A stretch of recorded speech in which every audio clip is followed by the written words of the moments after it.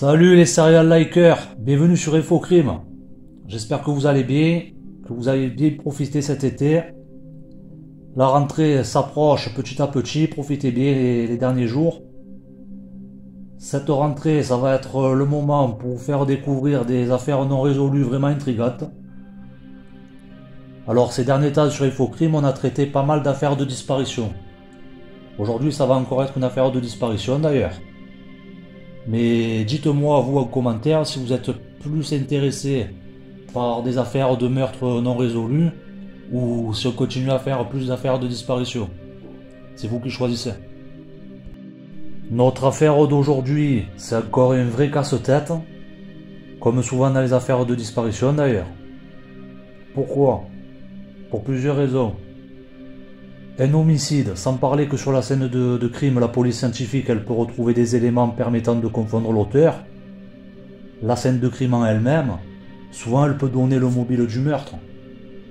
Par exemple, si la victime elle est dénudée, ça pointe vers le mobile sexuel. Si des choses lui ont été volées, ça peut pointer vers la piste crapuleuse, etc. Et ça peut permettre les enquêteurs de s'orienter un peu. Une affaire de disparition, souvent on ne sait pas pourquoi la victime elle est plus là. Et la police scientifique, pareil, pour travailler c'est beaucoup plus difficile. Et les enquêteurs aussi. Enfin bref, qu'est-ce qui s'est passé dans notre affaire d'aujourd'hui? Le samedi 19 février 2005, alors qu'elle est hospitalisée au service psychiatrique Guy de Maupassant de l'hôpital Flaubert au Havre, Valérie Belache, 24 ans, va se volatiliser. Ce week-end-là, Valérie avait une permission de sortie. Son petit ami devait venir la chercher. Malheureusement, elle a disparu une demi-heure avant qu'il arrive. Détail troublant, Valérie est partie en laissant son sac à main sur le lit. Elle est partie sans ses papiers. Elle a pris son téléphone avec elle, mais n'a pas pris son chargeur. Et voilà, c'est tout ce qu'on sait de la disparition de Valérie Belache. Il n'y a quasiment rien dans les médias et sur internet. C'est d'ailleurs pour ça qu'Infocrime a voulu faire une vidéo sur elle. Parce qu'il ne faut pas la laisser tomber, Valérie Belache. Il ne faut pas qu'elle tombe dans l'oubli. Bon, essayons de voir un peu ce qui s'est passé. Alors la première hypothèse, celle qui paraît la plus probable quand on regarde le peu d'éléments qu'on a, c'est bien sûr la disparition volontaire. Parce qu'il n'y a rien qui indique que quelqu'un a forcé Valérie à sortir de la chambre. Donc apparemment elle serait partie de son plein gré. Après dans la disparition volontaire, il y a plusieurs hypothèses. La première, c'est la piste du suicide. Elle part de son plein gré, elle se suicide. Bon, elle était interne en psychiatrie, elle était sous médicaments, tout ça. Peut-être qu'elle a eu un coup de blues et qu'elle a décidé de mettre fin à ses jours. Ce qui expliquerait qu'elle est partie, qu'elle a tout laissé derrière elle. Voilà, donc elle serait partie dans un endroit isolé. Ce qui expliquerait que le corps n'a pas été retrouvé. Et voilà, donc ça c'est la première hypothèse, c'est celle qui semble le plus semblable. Après, dans la disparition volontaire, comment elle aurait pu partir, refaire sa vie en laissant ses papiers derrière, son chargeur, etc. Pourquoi elle n'aurait pas emmené tout ça avec elle si elle voulait refaire sa vie? Elle est partie avec son téléphone, mais on ne sait pas où le téléphone il a borné, etc. Il n'y a pas d'informations à ce propos. Voilà. De toute façon, en 2005, une disparition d'adulte qui part volontairement, c'était pas investigué comme maintenant. Maintenant, vous déclarez une disparition, même si vous dites ouais, la personne elle est suicidaire, elle est peut-être partie se suicider, ils vont faire leur maximum pour essayer de la retrouver. Il y a 17 ans, quand Valérie elle a disparu, c'était plus bon, elle est adulte, elle fait ce qu'elle veut. Voilà.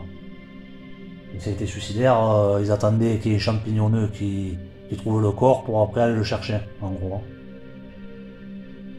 Donc on n'a pas d'informations sur le bornage du téléphone, où elle a pu se diriger, où le téléphone a borné la dernière fois, etc. La seule chose qu'on sait à propos de la téléphonie, Et là, on part de suite sur les pistes criminelles. C'est qu'elle avait une ex-petite amie belge, Valérie, qui l'a harcelée au téléphone. Alors pareil, on ne sait pas s'il l'a appelé ce jour-là, etc. Mais il y avait donc cet ex là qui était pressant, et qui bien sûr est une piste possible. Surtout que sous un avis de recherche sur internet concernant Valérie, il y a un message, mais bon ça relève de la rumeur. Je sais pas si c'est vrai ou pas, mais apparemment Valérie elle aurait été aperçue à Charleroi, en Belgique, et elle était, je cite, pas libre de ses mouvements. Alors c'est sûr que si l'ex-petite amie belge qui harcelait Valérie au téléphone est de Charleroi, c'est sûr que c'est un red flag, mais bon. L'hypothèse suivante, c'est celle du petit ami. Alors je l'accuse pas bien sûr le petit ami, hein. J'accuse personne. J'essaie de voir les hypothèses qui sont possibles, plausibles. Donc le petit ami, elle devait passer le week-end avec lui. Peut-être que au dernier moment, elle a décidé de ne pas y aller. Elle lui a signifié. Lui, il est quand même venu devant l'hôpital et lui a dit ouais mais sors 2 minutes. Elle a laissé le sac et tout parce qu'elle comptait revenir. Là-bas, c'était février.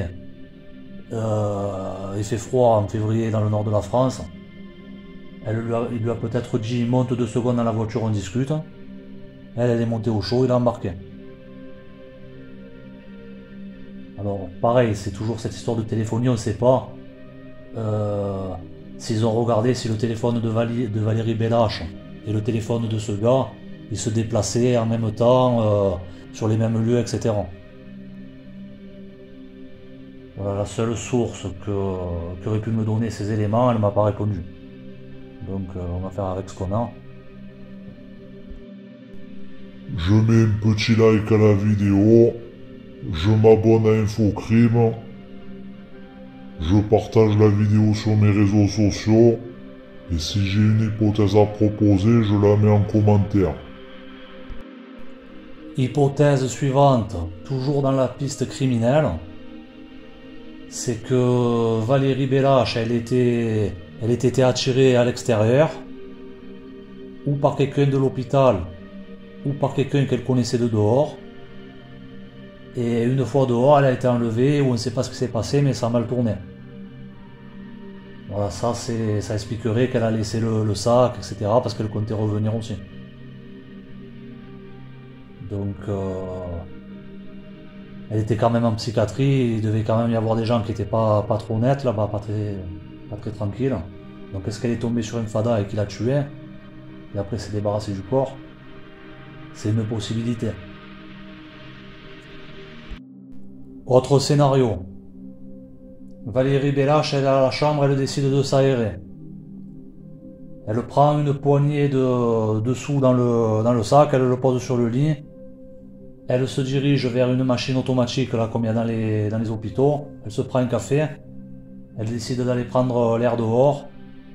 Dehors, elle se fait aborder par un prédateur qui lui dit par exemple, bon, comme je vous ai déjà expliqué, là-bas en février il fait froid. Il lui dit ah monte au chaud, t'inquiète, on discute 2 secondes. Et elle a été embarquée. Voilà, ça c'est les premiers scénarios qui sautent aux yeux, qui expliqueraient pareil qu'elle ait tout laissé derrière, le sac sur le lit, etc. Ce serait pas étonnant qu'il y ait une fêlée là-bas dans la région qui s'en prend aux femmes, qu'il y ait un serial killer ou un truc comme ça, parce que bon, Le Havre c'est une grande ville, mais c'est pas une très très grande ville. Il y a eu pas mal de choses qui se sont passées dans la région, pas seulement sur Le Havre, mais dans les villes alentours, Rouen, Caen, etc. C'est toutes des choses qui sont à maximum une centaine de kilomètres que je vais vous citer maintenant. Mais il y a eu quelques trucs qui se sont passés dans ces années-là.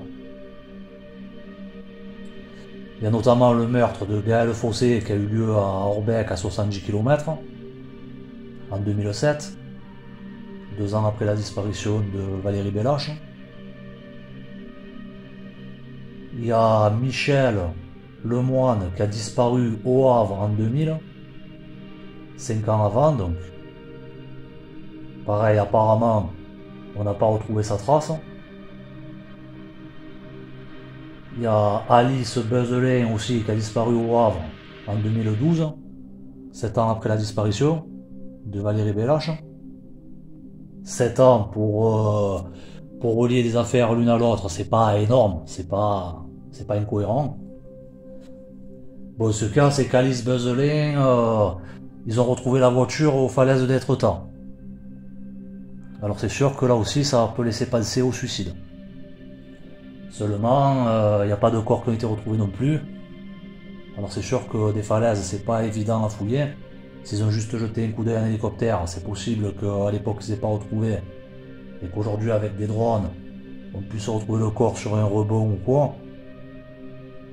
Mais bon, ça peut être ça, mais est-ce que ça peut être quelqu'un qui l'a enlevé ou qui a déguisé le truc en suicide aussi, en laissant la voiture là-bas? C'est une possibilité aussi. Ou qu'il l'a enlevé avec sa voiture, qu'il a mené aux falaises d'Étretat, qu'il a tué là-bas, qu'il a balancé. Voilà, donc vous avez vu, il y a pas mal d'affaires qui ont eu lieu dans le coin dans ces années-là.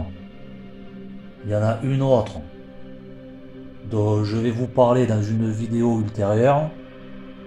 Je vous la donne pas maintenant, je vous donnerai plus de détails dans une prochaine vidéo.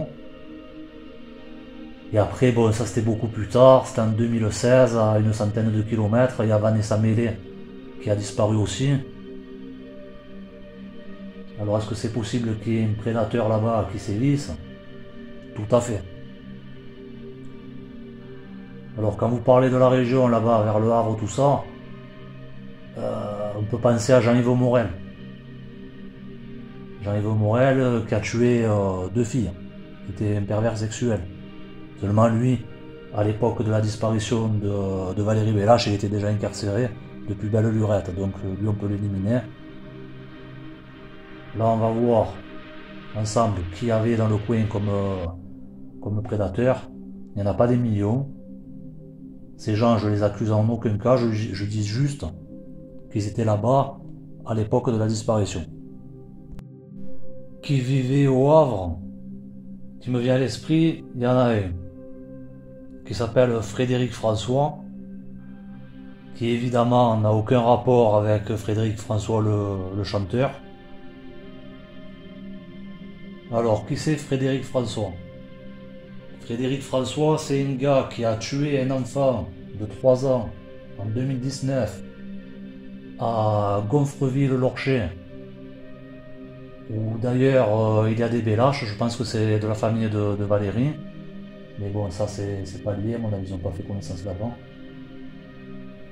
Mais bon, ce gars, donc, il a tué un enfant de 3 ans, qu'il a abusé sexuellement. Il a abusé de la sœur de cet enfant qui avait 5 ans. Ce gars, il avait déjà été condamné pour agression sexuelle à 15 ans. Il a été condamné aussi pour violence familiale. Et il est de 1980, c'est-à-dire qu'il avait à peu près le même âge que Valérie Bellache. Quand il a été arrêté, il habitait dans le quartier de l'Eure. Et il y a des Bellache qui n'habitent pas très loin du quartier de l'Eure. Alors, question, est-ce que Valérie Bellache, qui avait donc à peu près le même âge, à un an près, connaissait Frédéric François? C'est une bonne question. Elle allait où à l'école et lui il allait où à l'école? Est-ce qu'ils avaient des amis en commun? Bon, de toute façon, même s'ils ne se connaissaient pas, lui il pouvait rôder près de l'hôpital et être tombé sur Valérie. Alors ça, je dis ça sous couvert qu'il n'était pas incarcéré le 19 février 2005, parce qu'il a été incarcéré à plusieurs reprises et j'ai pas été en mesure de déterminer les dates exactes. Donc sous couvert qu'il n'était pas incarcéré. Mais de toute façon, je l'accuse pas. Mais bon, ce gars c'est un pervers sexuel. Alors des pervers sexuels, des agresseurs sexuels, des violeurs et tout, il y en a à l'appel malheureusement. Mais qui tue la victime comme lui l'a fait avec un enfant de 3 ans, il n'y en a pas des millions. Voilà, Valérie elle a disparu de la circulation et s'il y a intervention d'une tiers, c'est que c'est quelqu'un qui est capable d'aller jusqu'au bout, quoi, jusqu'au meurtre. Et Frédéric François, donc ça peut coller puisqu'il a déjà tué un enfant. Après, ça peut être aussi un prédateur qui habite dans le coin, qui n'a pas commis d'autres faits, qui n'est pas connu de la justice, etc. et qui n'a pas été détecté, bien sûr. Mais une autre hypothèse, c'est l'hypothèse du tueur de passage. Parce que Le Havre, c'est un gros port, et il y a beaucoup de gens de passage. Seulement, là, c'est pas un meurtre. Le corps, il a pas été retrouvé. Alors, quelqu'un de passage, il aurait fallu que soit véhiculé pour faire disparaître Valérie. Mais bon, c'est possible, hein, parce que j'ai quelqu'un à vous proposer dans ces cas-là. Bon alors, bien sûr, il y a pu avoir n'importe qui de passage là-bas, y compris Christian Bruckner. Parce que Christian Bruckner, il faisait pas mal d'allers-retours entre le Portugal, la Belgique et la Hollande pour se procurer des stupéfiants, sûrement. Il a pu passer à proximité du Havre, mais mon suspect, c'est pas lui. C'est vraiment troublant. C'est un autre Allemand qui était un routier allemand.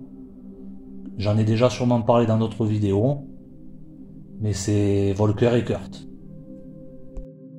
Alors, qui c'est Volker Eckert? Volker Eckert, c'est un tueur en série, comme je vous ai dit allemand, comme je vous ai dit trucker. Il ralliait l'Allemagne à l'Espagne, entre autres.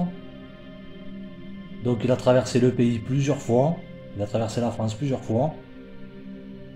Ce gars, il a 6 victimes. Il en a 3 en Espagne,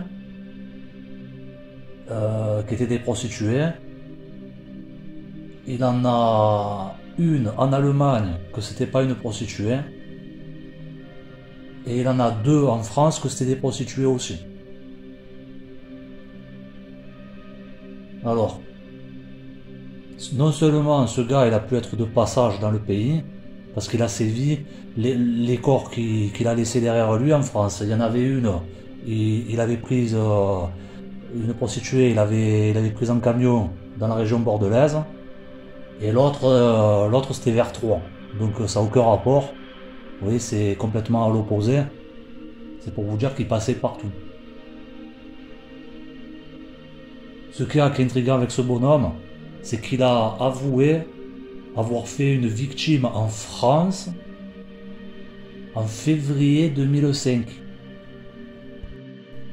Victime qui n'a pas été identifiée. Alors, j'ai regardé un peu ce qui s'était passé en 2005 dans le pays. Bon, j'ai pas fait que 2005, j'ai fait 2004 et 2006 au cas où il s'était trompé. J'ai pas vu de meurtre de prostituées non résolu. Alors bien évidemment, je suis pas en train de dire que Valérie Bellache était une prostituée. Si c'est lui qui a fait le coup pour Valérie Bellache, ce qui a dû se passer, c'est que lui, il était de passage. Il a vu Valérie Bellache sûrement à pied marcher. Il a abordé, il lui a peut-être proposé de la déposer ou n'importe quoi, on sait pas, et il a embarqué. Parce que pourquoi il a tué beaucoup des prostituées, ce gars?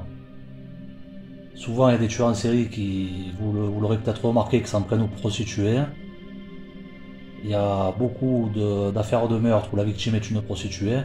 Pourquoi? Tout simplement parce que elle monte dans le véhicule plus facilement.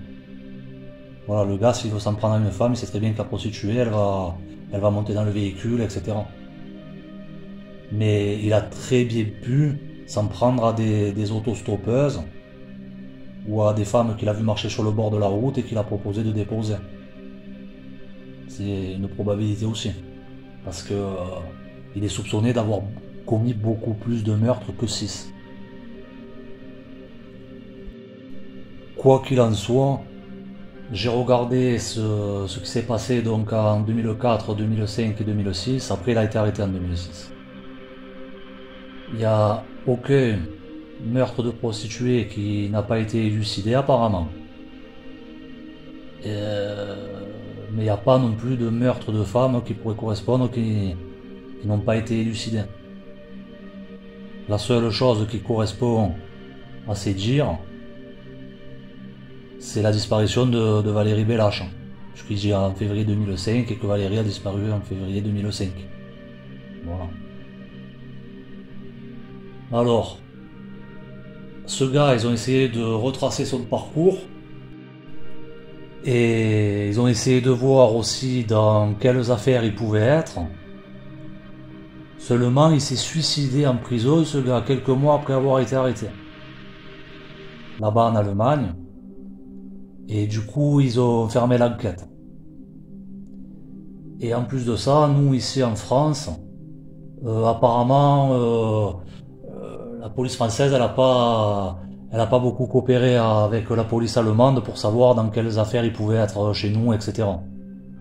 Bon, ça, c'est ce qu'ils disent dans les médias, je sais pas si c'est vrai.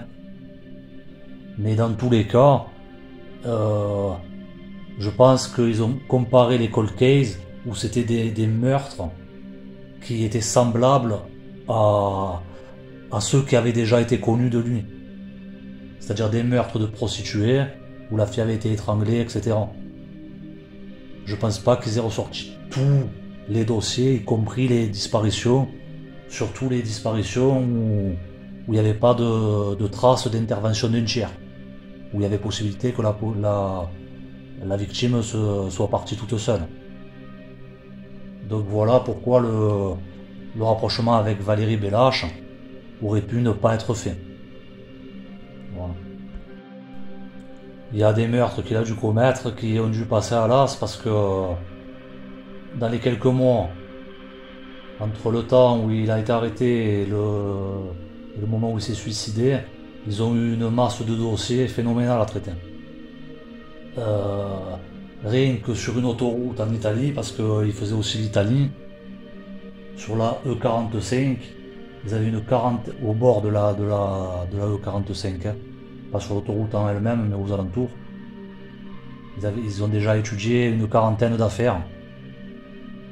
Donc ça vous laisse imaginer tout le travail qu'ils avaient à faire. Quoi qu'il en soit, bon, ce gars, comme je vous ai dit, il annonce avoir commis un meurtre dans les dates de la disparition de Valérie. Mais j'hésitais encore quand même, j'avais quand même un doute, parce que je voyais pas vraiment ce qui pouvait le mener dans les alentours du Havre. Même s'il avait pu y passer, j'avais rien qu'appuyé sans. Et puis ces derniers temps, j'ai découvert que le gars, il faisait l'Angleterre aussi. Donc, il a pu ou passer par le tunnel à Calais pour aller en Angleterre, après descendre vers l'Espagne, ça le faisait passer pas loin du Havre. Il a pu passer au port du Havre pour le travail. Il a pu passer à Cherbourg, au port ou n'importe quoi. Et enlever Valérie, tout simplement. Et lui, dans son modus operandi, il prenait les victimes et il les déposait après, des fois, à des centaines de kilomètres pour brouiller les pistes. Il y a même une fois, alors lui, il n'hésitait pas, il les gardait les victimes. Il y a même une fois où il a livré dans une usine, il avait le corps d'une victime qu'il avait fait à des centaines de kilomètres plus loin, dans la cabine. Donc si c'est lui qui a enlevé Valérie, il a pu la déposer à des centaines de kilomètres. Et que le corps après n'ait pas été retrouvé. Ou qu'il ait été retrouvé, mais que le rapprochement avec la disparition de Valérie Belache n'ait pas été fait. Et qu'elle était enterrée dans une fosse commune, je ne sais où. C'est une probabilité aussi. Voilà, en tout cas, ce gars Volker Eckert, il a dû faire d'autres victimes en France. Alors, il passait pas loin de Perpignan, tout ça. J'avais pensé à l'époque à Tatiana Andoujar.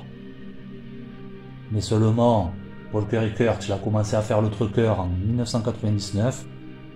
Donc, il n'est sûrement pas impliqué dans la disparition de Tatiana, sur laquelle j'ai fait une vidéo si vous voulez la découvrir. Voilà, Walker Rickert, il est cité dans quelques affaires en France, mais il y en a une par exemple en 94. Mais ce sera pas lui puisqu'il n'était pas encore trucker. Donc, à moins qu'il soit passé dans le coin en vacances ou pour d'autres raisons, mais en tout cas, c'était pas à l'époque où il faisait le camionneur. Mais il y a de fortes probabilités qu'il ait fait d'autres victimes. Et on le saura peut-être jamais, parce que, à mon avis, plus personne n'enquête sur lui. Voilà, c'est tout ce que j'avais à vous dire. C'est tout ce que je sais concernant la disparition de Valérie. Une dernière chose, je voudrais faire un petit appel à témoins. Tout simplement que si quelqu'un sait ce qui s'est passé, que 17 ans après, il parle. Que Valérie elle soit retrouvée, qu'elle soit rendue à ses parents, que ses parents, les pauvres, ils l'ont cherché pendant longtemps, ils avaient même des stands sur les marchés, tout ça. Ils faisaient signer des pétitions et tout. Ils ont dû beaucoup souffrir de ça, bien évidemment. Donc si quelqu'un sait quelque chose, parlez. Voilà, c'est tout ce que j'ai à vous dire. Maintenant, la vidéo est finie. Je vous invite à la liker, bien sûr. À la partager sur les réseaux sociaux, parce que faire des appels à témoins si personne ne les voit, ça sert à rien. Abonnez-vous à la page Facebook d'Infocrime, au Twitter d'Infocrime, comme ça quand je publie quelque chose vous le verrez. Et je vous dis à bientôt. Allez, au revoir.